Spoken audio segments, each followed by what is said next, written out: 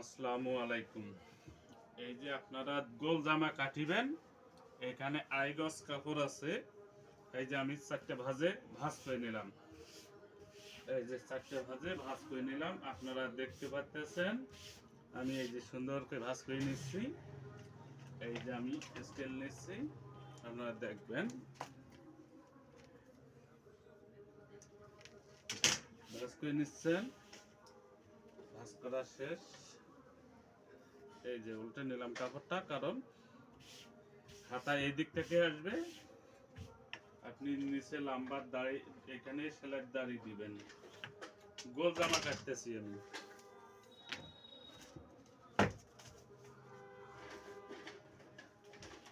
এই লং 41। খুব সহজে আপনারা কাটবেন, দেখবেন অল্প সময়ের ভিতর।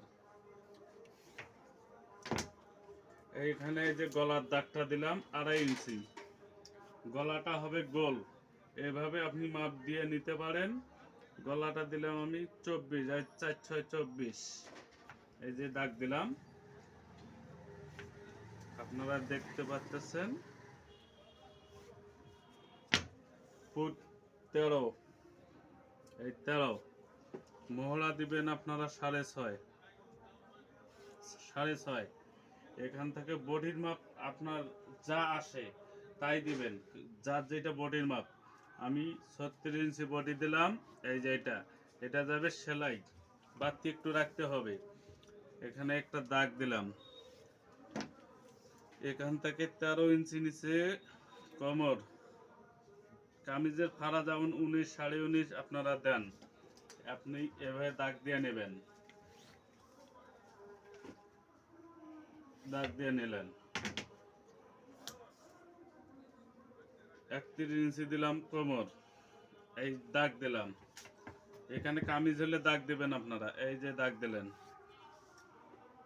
এটা যেহেতু গোল জামা, খুব সহজে আপনারা দেখতে পাচ্ছেন। এই যে কাটি, এটা এভাবে এখন হচ্ছে দাগ দেওয়া, আপনারা বুঝতে পারতেছেন।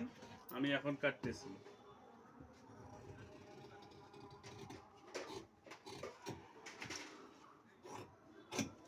আপনি দেখতে পাচ্ছেন, খুব সহজেই আপনারা পাইতেছেন, খুব সহজে শিখতে পারতেছেন। যারা মা বোনরা আছে তারা এই কাজটা শিখবেন খুব সহজে।